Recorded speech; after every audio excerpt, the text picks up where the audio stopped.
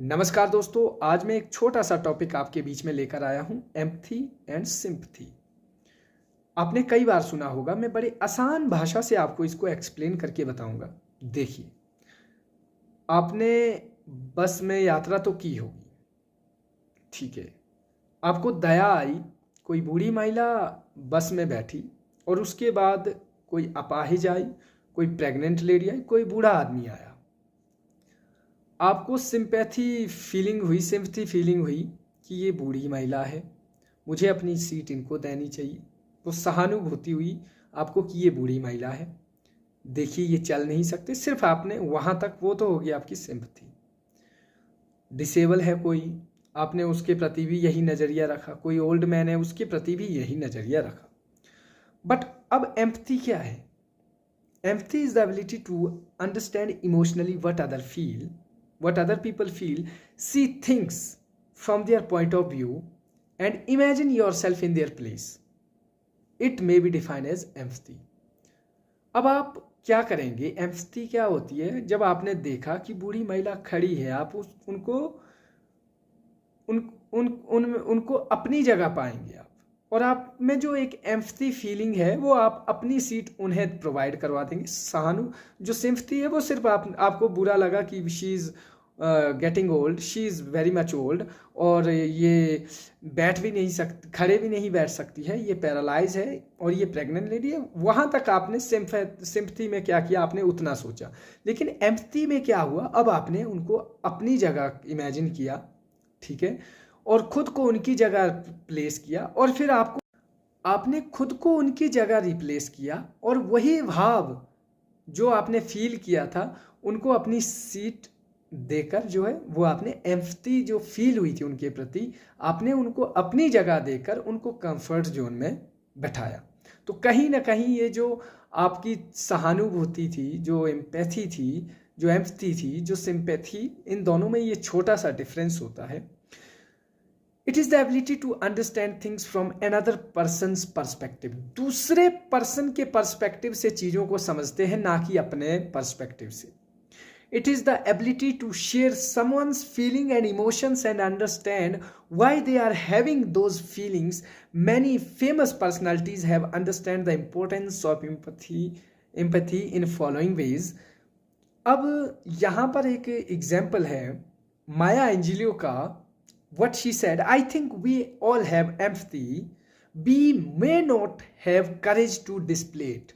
वो कहती है कि मैं जानती हूँ या मैं समझती हूँ कि हर आदमी में एम्पैथी भाव होता है, बस हमारे अंदर साहस नहीं होता। हम किसी को साथ बुरा होता देख रहे हैं, हम जानते भी हैं, हम सब कुछ समझ भी रहे हैं, but we do not dare to collect that courage, ठीक है, कि हम उनके साथ अपना उनकी फीलिंग्स शेयर कर सके, उनके दर्द को अपना दर्द समझ सके। ये बड़ी कमी है आज के ह्यूमन बीइंग्स में खासकर। Empathy permits us to understand the emotion that what others are feeling. It is one of the most important aspects of creating strong relationship, reducing stress and enhancing emotional awareness. यहीं से हमारी emotional awareness आती है। और इसके अगर आप मान के चलो, क्या empathetic person के क्या साइन होते हैं? First of all, you are good at really listening to what others have to say. आप दूसरे क्या बोल रहे हैं, आप उनको सुनने के लिए क्यूरियस रहते हैं। ऐसा नहीं कि आप उनको नहीं सुन पा रहे हैं, सिर्फ अपनी ही बात रख रहे हैं। People often tell you what are their problems, और ज़्यादातर लोग अपनी प्रॉब्लम्स बताते हैं। You are good as picking up on how other peoples are feeling, ठीक है, आप में ये भाव होना चाहिए कि आप दूसरे की फीलिंग्स को समझ पा रहे हो। You are often feel overwhelmed by tragic events. आपको ना ट्रेजिक इवेंट्स, जब भी कुछ ऐसा हो रहा है, आप में वो उत्तेजना होनी चाहिए कि ऐसा हुआ है, क्यों हुआ है।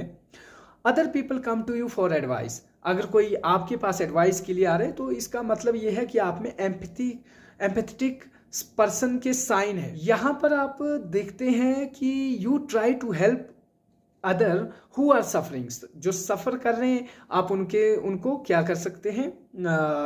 Try to help. Okay, you are good at telling. जो लोग साइन ऑफ अनएम्पैथेटिक पर्सन्स होते हैं उनके, वैसे मैंने आपको बताया जो एम्पैथेटिक पर्सन होते हैं You find it difficult to set boundaries in your relationship with other people.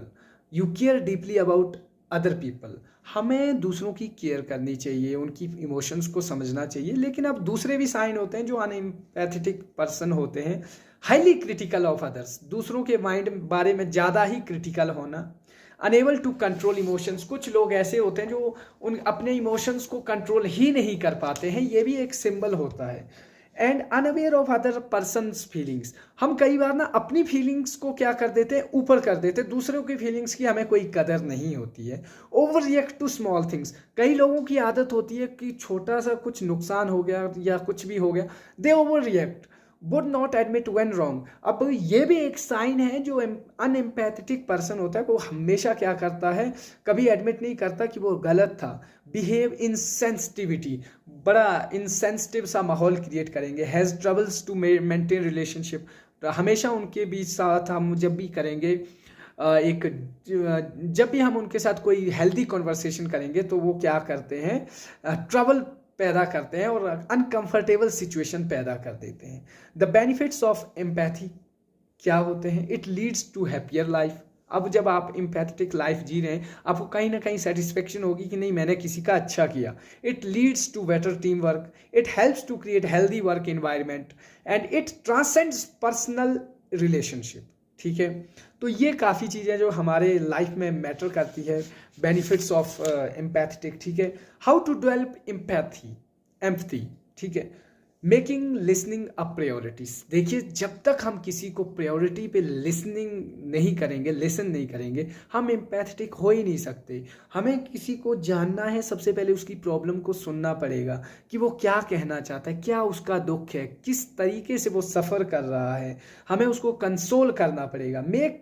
Share the feelings of others, हमें दूसरों की फीलिंग्स को भी समझना पड़ेगा। ठीक है, अगर वो इरिटेट है तो क्यों है, हर चीज़ हमें उनके हिसाब से सोचना पड़ेगा। If person is getting irritate, तो हमें ये नहीं कि ये बुरा है या कोई गुस्सा हो रहा है, तो हमें उसके हिसाब से सोचना पड़ेगा, तब हम क्या कर सकते हैं, एम्पैथेटिक हो सकते हैं।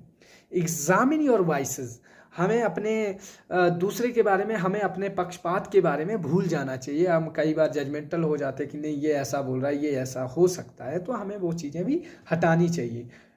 Then make yourself available, और हमें सबसे मेन चीज़ ये होती है कि अगर आप इस तरह से कुछ रिलेशनशिप डेवलप करना चाहते हैं किसी के साथ ही, तो आपको सबसे पहले अवेलेबल होना पड़ेगा। ठीक है, तो ये एक छोटा सा कॉन्सेप्ट था जो मैंने आपके साथ डिस्कस करना था एम्पैथी से रिलेटेड। वैसे भी ये 3rd ईयर का सिलेबस है ये सॉफ्ट स्किल्स में, तो मुझे लगा कि आप लोगों के साथ डिस्कस कर देता हूँ, क्योंकि देखिए मेरे पास उतना रिसोर्स नहीं है कि मैं आपके साथ चार्ट या व्हाटएवर जो भी शेयर कर सकूं।